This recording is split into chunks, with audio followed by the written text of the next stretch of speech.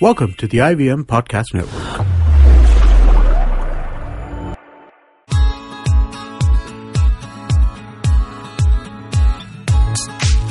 Hey everyone, thank you for tuning in to the Stylogram podcast, your one-stop shop for everything you need to know about trends, fashion faux pas, and what works and what doesn't.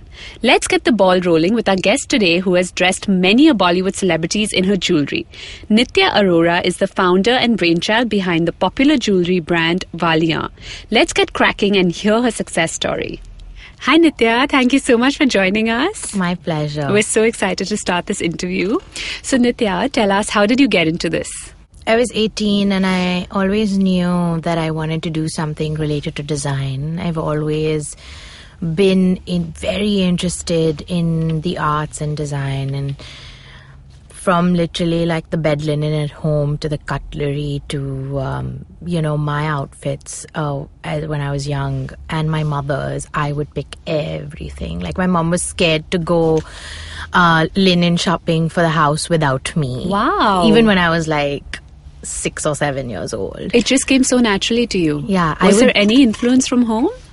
My grandmother, I think that it's in my genes, and I think it's a lot to do with my grandmother because she is by far like the most stylish woman I've ever, come across. Even back in the day, like she was, I think it was more her personality and the way she dressed. Everything was just so. She was so cool, and she was so ahead of the times. I look back at all her pictures and I'm always like blown away at her sense of style, and I own a lot. I mean, I've inherited a lot of her clothes. Okay. And I mean, I've never seen such beautiful clothes, and I travel a lot, and I see so that's where you kind of like learnt about like finer things of life, I guess. I guess I just absorbed, as I was growing up, and it's kind of like in the genes, I guess. Yeah. So then what made you go into jewelry? So then when I was always really ambitious. Okay. I would always look up to Britney Spears and like all these young pop icons and be like, oh my God, they're so young and like they're so accomplished and successful, and I want to be like that. So I always knew I wanted to start young and like be the first to doing everything. Yeah. So my first internship was actually with Ashish Shah, who's an interior designer, very famous interior designer now. And it started from there, and you decided to get into making homes. My first choice was architecture. Okay. And did you study it? No, I did not. I couldn't study it because I went to apply to college in Bombay, and they said that you need math for your 12th grade, and I went to Cathedral for my ISC, so I chose fine art as my 12th. I mean, I didn't know then what I wanted to do, and I didn't think that would really affect anything, my choices later. So I was like, I'm not going to repeat a whole year of school. There's no way. I just couldn't like do the whole, the whole academic year again. The whole like discipline. Yeah. So then you decided to join Ashish Shah without studying it. Yeah. So I joined Ashish Shah. I was in college. I went to college after that. It was like I worked with him for a few months. Then I decided to do. Because architecture didn't work out, I was like, okay, I'm just going to take a gap year and then I'm going to go abroad to study. And I just landed up doing BMM, Bachelor's in Mass Media, because all my friends were doing it. And it was like the most creative, like cool thing to do then. Yeah. And at the same time, I was working in fashion. I worked with Kunal Raval as graphic designer. I did like I worked with this jewelry designer as well in the middle, and and then when I finished college, when I graduated from Jai Hind in 2008, I quit my job and I applied to Parsons School of Design, and I started Valiant. Wow. So how important do you think it is to study it? I think I did not study jewelry at all. You didn't? No. What did you study at Parsons? I studied apparel design. I'm a major in fashion design. Oh, really? Clothing, yes. I'm a major. So then you've not yet answered my question, which is how did you get into jewelry? I was just, so after I quit my job, I was with Kunal and, I was just bored and applying. So I was like, let me make a jewelry line to just channelize and direct all my creative juices somewhere. And I took it to Bombay Electric. It was like the first of its kind concept store in the country, and I was obsessed with that store. So I took it to Priya Kishore and she loved it, and they started retailing it like instantly. And we were selling out really quickly, so I had to make more pieces. That's awesome. The month after that, it was in the Vogue magazine. Vogue magazine had just also come into India. Yeah, so it was in the Vogue and then the Grazia, and then, other stores started coming to me saying, so it's just like you got sucked into it without even putting that much thought into it. I actually wanted to wear statement jewelry, but I couldn't find it anywhere. It wasn't really available. And but I feel like in 2008 is when you got into this, right? Right. That was the time I feel like when, jewelry especially really started coming in the forefront. Yeah. And then we had people like Vasundhara and Rohita who did very Indianized like statement jewelry. Mm-hmm. And I know your jewelry is not Indianized at all. Mm-hmm. Your jewelry is very like warrior princess, very strong, very, it's very cool. And actually it's got a lot of architecture in it as well. I actually don't remember anyone doing a designer costume jewelry at all in 2008. Really? Yeah. There was no Vasundhara. I don't think there was any Vasundhara. Oh, okay. There was no Rohita. There was Malaga. Yeah. Malini Agarwal. Yeah. She's my aunt. Yeah. So she's a really good friend's mom. And she was doing Malaga, and it was mainly bags, and she was doing a little bit of jewelry with it. And so there was not, I don't remember, and there was Jamini Ahluwalia. Right, of course. From Bungalow 8. Yeah. She was, I think, one of the first, few who started doing modern, pieces. So that's what I want to get at. How did you get, the inspiration or the influence to start this kind of jewelry? Because your jewelry has sharp edges and it's extremely funky. I think not all women can necessarily carry it off. It's extremely modern, and I think it's really for strong women who have a personality of their own.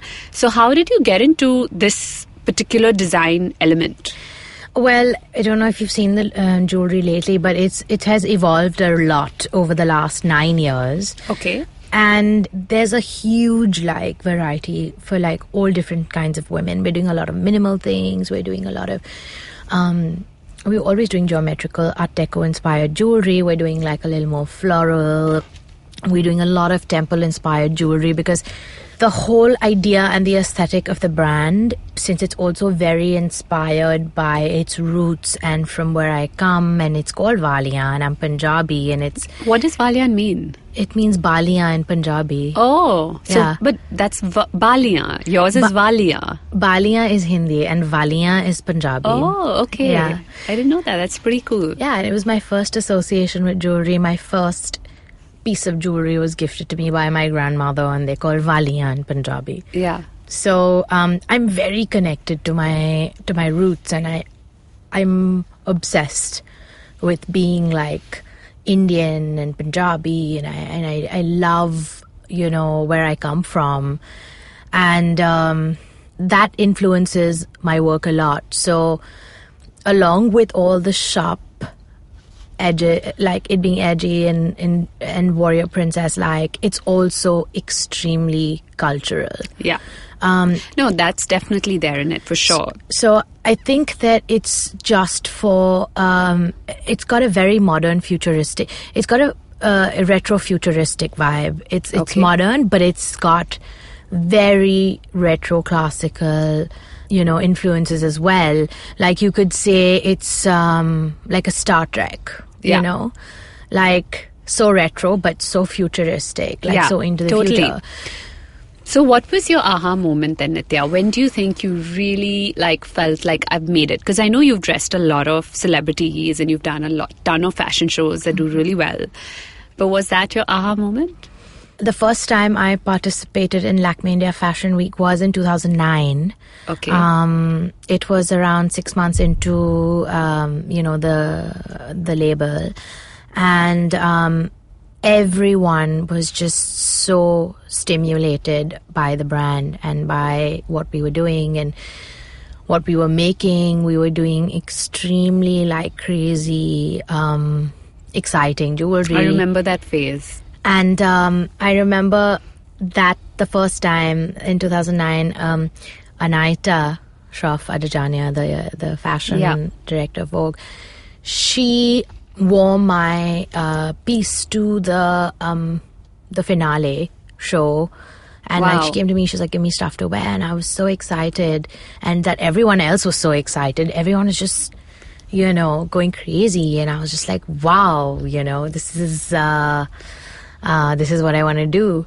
But I left for Parsons a few months after.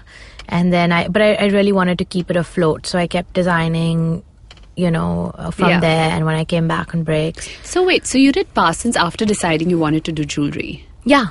So why did you study clothing then? I'm a designer. I don't think that I'm meant to design just one thing.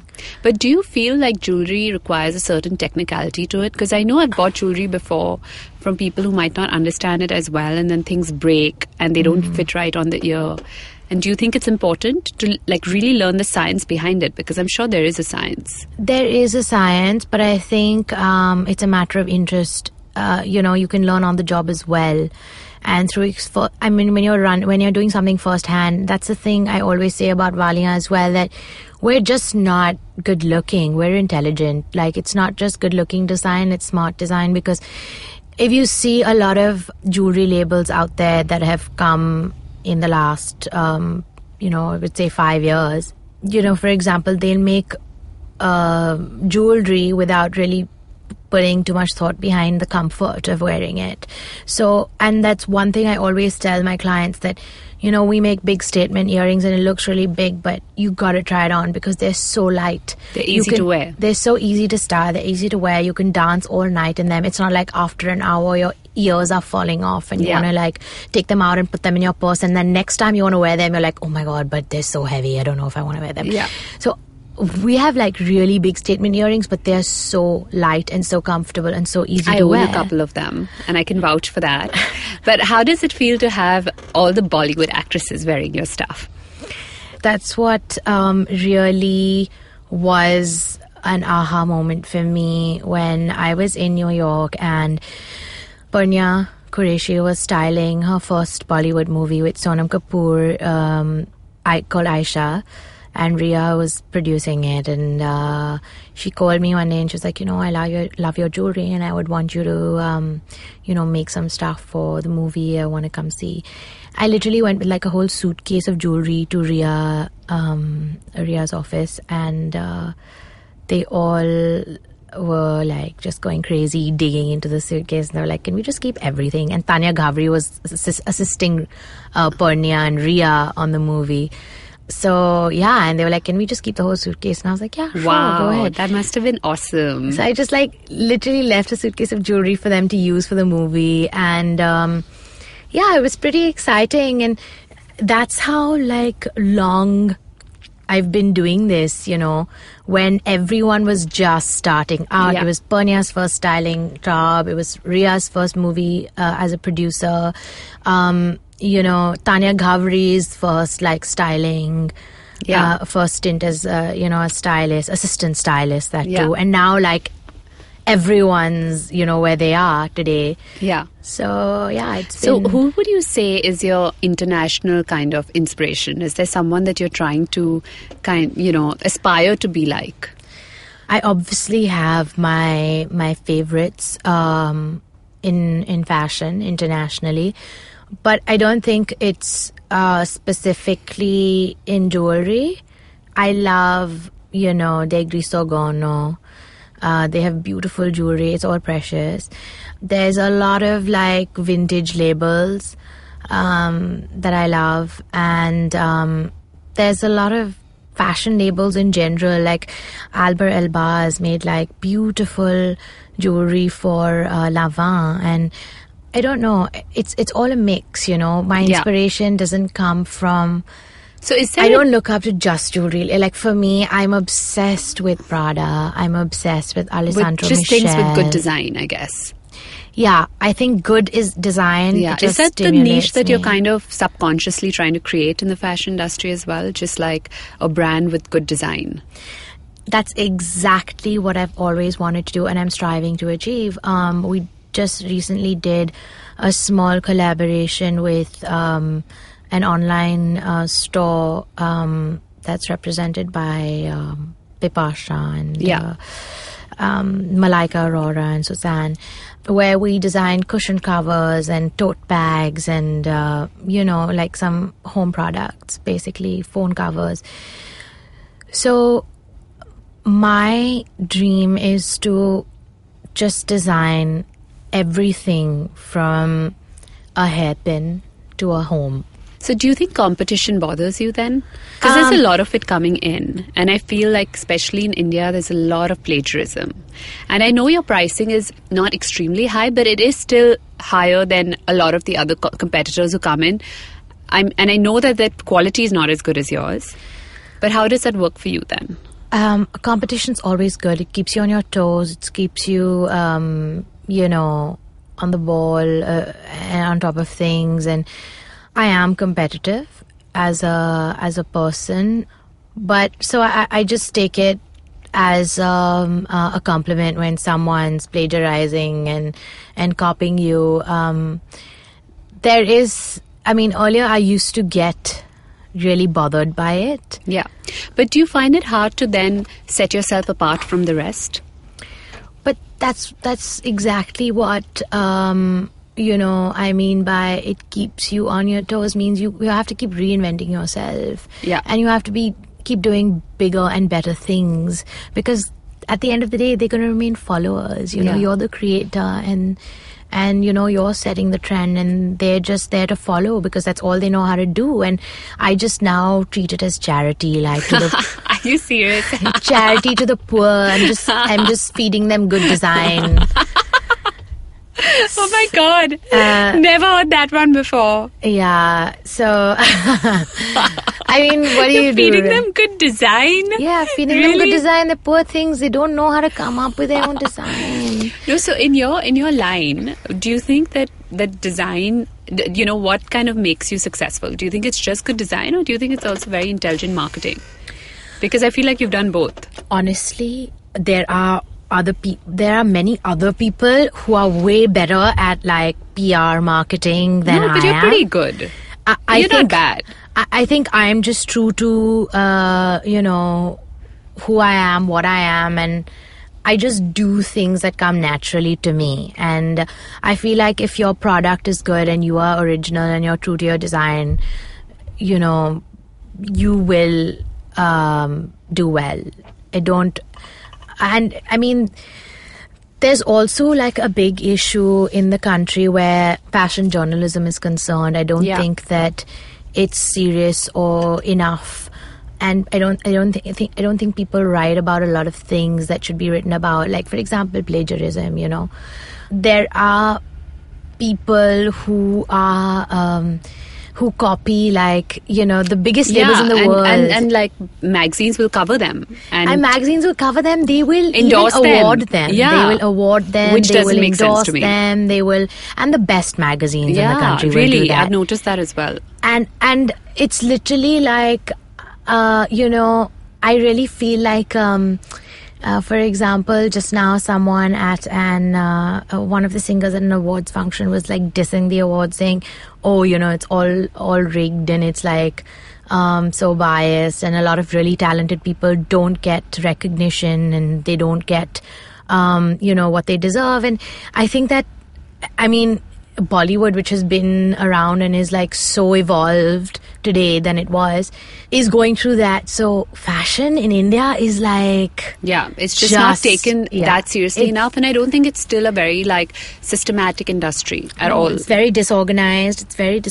And it's not like taken very seriously yet. I mean, even if you go to like, fashion weeks and everything, when you have buyers coming, the Indian buyers, they're not really buyers, they're all consignees. They should be called consignees because they only want like to stock things on consignment. Right. And do you think that demonetization has also affected you or the industry? Of course it has. Yeah? Of course. I mean, I think luxury items are the first ones to get hit, right? I don't think only in terms of women coming and spending their cash. I think even the manufacturing side, like so many, our tailors, our karigars, the jewelry makers, the babus, they're all, it's a completely cash run business. Industry. Yeah, it runs on cash. You need working capital every single day. Like, some of them charge daily wages, they need to be paid cash, and a lot of the smaller like factories who do small job work, they also run on cash. Like, for example, the cold plating plants, they were not buying gold because gold was being sold at such high prices during that period that they were like, we're sorry, we're not taking any gold plating work because like the gold prices are too high and we can't, like, we don't want to pay so much for it. Legally they were not high, but illegal, like people were just not selling. So there was there's been a lot of chaos and confusion. It's been hard, I think, for the designer industry. Yeah, very hard. And a lot of the smaller craftsmen and karigars, they just like packed up and went back to the village because they were But even the bigger designers, right? Because I feel like who's now going to spend lakhs of rupees on lehengas when there's like this tight like liquidity crunch? Exactly. And I also feel that, a large population of the women who shop luxury items or even exhibitions, which are like such a huge, retail sales avenue, part of retail in the country, they are just not receiving even 50% of footfall that they used to, because women had, cash lying in their cupboards, that they would get from their husbands, and they would just spend it without being answerable to anyone. Like now women are coming in, they're saying, oh, I don't want to swipe my card for too much money because my husband's going to get an SMS. Oh, really? Yeah. That's happened. Wow. That's happened. Like, I've had... Give us some other funny customer experience that you had. I'm sure you've had a few nutcases to deal with. Tell us something funny. Tons of nutcases. Are you talking about like related anything, to anything? I leave it up to you. Anything. There's honestly so many. I don't even know like where to begin or what to say. Have people come back to you after buying your jewelry, using it, and then try to return it? No, not often. That doesn't happen very often with us. People don't really come to return things ever. Oh, great. That's great. Yeah, I'm so glad you asked that question because I'm just realizing, I'm like, oh, hey, that's cool. There was this lady who came to me saying, so this is when people would come and request me to do something custom made for them. And I stopped doing it fairly for this reason. So I had many meetings with this lady, like for the custom made stuff that she wanted, and etc. And then she comes to me and she says, okay, no, but I want you to like look at this picture and make the exact thing. And I was like, I'm sorry, we just don't like do that. We don't plagiarize. We don't copy. Oh my God, she wanted you to like plagiarize. Yeah, she wanted me to plagiarize. An Indian designer or an international designer? I don't know. It was some random ugly Chinese crap. And I was like, are you kidding me? Well, I'm glad you took a stand for that, Nitya. And on that hilarious And I was note, like, why are you telling me this after you've wasted so much of my time? Like, why didn't you just come to me the first day and be like, hey, can you make this for me? I'd be like, no, I'm sorry, I cannot do it. I don't do that. Yeah, and a lot of the times they will there was this one lady who saw something online of ours, and it was, and she was like, I want 5 of these. I made her the exact same piece in 5 different colors. She wanted to give them to her sisters or whatever, her sister-in-laws. And so she comes to the store and usually I take an advance, but she was in another city and everything. And we weren't online then. So I was like, okay, never mind. And you come and you pick it up. And I made it for her, with it as an exception. And she comes to pick it up. She's like, this is not what I wanted. Oh my God. And I was like, excuse me, you came with... So how do you deal with that? Did you give it to her? Came with or a did picture you... reference of our product from, the internet that you saw, and you wanted us to make the same piece for you in different colors. And now you're telling me this is not what you wanted? And she was like... I don't know, like sometimes they just say like the most bizarre things and like you're just in shock, like, are you really saying that? Like, are you kidding me? I was like, you know what? And I'm very, very, like, we have a very simple policy, customers king for me. So if you say I'm wrong, okay, I'm wrong. You take your money that's back. That's a nice mantra to have. Yeah, I have no problems selling my jewelry. I have no problems like taking things back. I even tell people, look, if they're not sure whether they'll be able to carry off a piece, I'll say, you know what, why don't you wear it and see how you enjoy wearing it. If you don't enjoy wearing it, I'll buy it back from you. No problem. Okay, nice. And we have a lifetime policy of like, if anything ever comes, I mean, at the end of the day, it's all handmade. It's all, it's not unbreakable. Yeah. It can break, it can fall, like things can happen to it. But even after 5 or 10 or 15 years, if you have a problem with your piece or you need to get repolished, we come and we do it for you for free. That's amazing, Nitya. That's superb to hear. Yeah. Let's take our first break on that note and we'll be right back with some super trends and tips and tricks for our listeners. Cool. Finding the right drink at the right place can be a big challenge. Exploring a new destination to its fullest could be a daunting task. So tune in every Friday and listen to the Drinks and Destinations podcast with Rajita and Samira, who introduce you to the world of fine wines, beer, spirits, and travel. You can subscribe to us on iTunes, SoundCloud, Audioboom, or any other local podcast app. And we're back with Nitya Arora from Valia. Nitya, are you ready to answer our questions? Can you tell me 2 big trends that you're loving this season? I'm really big on colors. Okay. I obsess over colors all the time. So for me, pink, like this dusty, or I would even say the Gucci pink. I would call it the Gucci pink. I'm obsessed with pink right now. It's a light retro Wes Anderson pink, you can call it. So yeah, I think that I'm just using that everywhere because when I get obsessed with a color or something, I take it all the way. Yeah, I take it all the way. I'm just using it all the time, like for everything. Nice. And your second trend? Metallics, I think. They're super in right now. Yeah. Like, and they work with jewelry perfectly. So I mean, jewelry is all about metal, but super like metallic, like a mix of metals. You can do gold, silver, gunmetal all mixed together in like one piece. Sounds super funky. Glossy, nice. Shiny, a lot of shine. Yeah. So tell us a fashion faux pas that you might have made or seen recently. Are you laughing because you know a lot? Yeah, there's a lot of, I have a tendency to be really like blunt about things, so I'm just trying to be a little more... No, please be blunt. Diplomatic, but I think a badly done lip job is like really It's really bad. It's really bad, because how do you change that, right? Of course you can change it. But it's reversible. It's not irreversible. It's not. It's just that everyone has seen you with this bad lip job. Yeah, and I think like just that's the worst thing you can do. I would agree with you. Okay, so give our listeners some tricks on how to make old jewelry more relatable to the present times. Tell us like a couple of fun things that you can do with. If you have a broken, like suppose a lot of the times people have broken earrings or they're missing one pair, like one pair fell somewhere and the other one's still around somewhere hanging around in your drawer.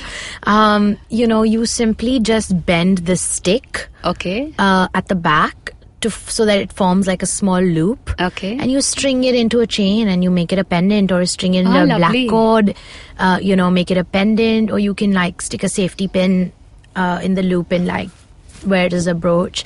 I think that trick always works very well. And if you have like old, something really old looking, or something that's tarnished and everything, you need to, a lot of people say, oh my god, this gone black and I can't wear it, but you have to understand, it's jewelry, it's made by humans, and if you age when you are made by God, Yeah. even jewelry will age. That's so true. So it has its own charm. When you age, when anything So you ages, say just like rock wine. it with all that blackness on it, or repolish it. You should know. I believe sometimes I wait for pieces to like age. I'm just like, come on already. So because I think that they just have a charm, and I've always gone back to older pieces that I possibly have or randomly land up like finding, or if I see someone wearing a piece that I made, like 8 years ago, I call it vintage Valia because it actually looks vintage, and I'm just like, oh my god, I made that, I can't believe I made that, that's so nice. Yeah. Oh wow. I always find like older pieces. I also feel like obviously old designs are eternal and they're elegant and they'll never go out of style, and you can always rock them no matter what. And with that's my Valia jewelry. opinion. With Yeah, Valia jewelry. Not with all Not all. jewelry. Just Valia. Okay. That's a great note to end this segment and jump right into our rapid fire. Okay. Are you ready, Nitya? You have to be God. really quick. I am not quick. You have to be now. I always tell everyone, please understand that I do things 30 seconds slower than the average human being. Okay, now you need to be on the ball. Okay. Cool. Your favorite runway show? I would say Galliano for Dior. Okay. All his runway shows were just mind-blowing. Fabulous. Your style icon? My grandmother. Okay. And I would say, all the Maharajas and Maharanis from India, Maharaja Patiala and Gwalior, and just when I go through books and I see Indian royalty, I'm just like, those are the true style icons of the world. Yeah. Which celebrity would you like to dress, who you haven't already? I would like to dress Beyonce or Rihanna or Lady Gaga. Wow, can't wait to see that happen. Yeah. Your favorite piece of jewelry? My favorite piece of jewelry, that's a really tricky one, but it would definitely have to be some like a family heirloom. It's from my grandmother to my mother to me. It's like a Best thing about your job? the best thing about my job is I'm the boss. Not bad. What's your career goal? My career goal is to have a design house that designs everything from homes and interiors to clothing to jewelry and bags and everything, to design everything that I love. Nice. What keeps you motivated? What keeps me motivated? I think that if I don't create, or if I don't, I think the joy of creating or the happiness of creating and the excitement that you feel, I don't think that any amount of, money or like fame or anything can ever Replace that. I think it's just the joy of creating something that didn't exist, and something beautiful is just what keeps me going and motivated. Quirkiest outfit you own? Quirkiest outfit I own. I own a lot of quirky things, but I think it would be, I own a lot of like grandma chic, like old vintage dresses. Yeah, I think they're quite quirky. With like frills and bows. Yeah. Are you serious? Yeah, I own Petit point? I own like a lot of grandma chic. I need to see your closet. What does no one know about you? I wanted to be an actress. Really? Like a Yeah. Bollywood hardcore? Yeah, Like- hardcore. But like, my uncle was like, but you'll have to do liposuction. So. Oh. And I was really young then, so I was just like, oh God, no way. Like, I can't do this. But yeah, I won many awards in acting at school and at in college. I was always on stage and, you know. Nice. You're a performer. Yeah. Your favorite look, glam diva or casual chic? Over the top. OTT. So kind of Always. like glam diva, I guess. More so on that, on those lines. I have like multiple personality disorder, so sometimes I'll be extremely minimal and sometimes I'll just be like over the top, but mostly over the top. So I think glam diva. Okay. And finally, what makes you smile? Really silly things, but I think nature and trees and old people. Oh, really? I love old people. I think they're just so adorable because when they grow old, they become like little children. Yeah, that's true. And I think they're just the sweetest. And my boyfriend makes fun of me. He thinks I talk to trees because I just love trees and the Oh ocean. my God, nature, I would Nitya, say. you're hilarious. And this was so much fun. Thank you so much for coming in and talking to us. And hope to see your designs in Beyonce and Lady Gaga, and we'll be cheering for you. Yeah, you better be hoping and Of praying. course we will, it happens and I'm soon. sure it will happen in the future. And thank you so much again. My pleasure. Thanks for having me. It was Not fun. at all. See you soon. Bye. Bye. Thank you so much for listening to our episode. You can stay in touch with us before you catch us next week on Facebook at Stylogram Official and on Instagram at Stylogram_official. Don't forget to subscribe on iTunes or SoundCloud or any other podcast app. You can also catch us on YouTube on IndusVox Media. See you soon. Our podcasts bring all the boys to the yard, and damn right, they're better than yours. But you don't need to stand outside in the yard. Just follow IVM Podcasts on Facebook, Twitter, and Instagram. We might be on Tinder too. Just go ahead and swipe right.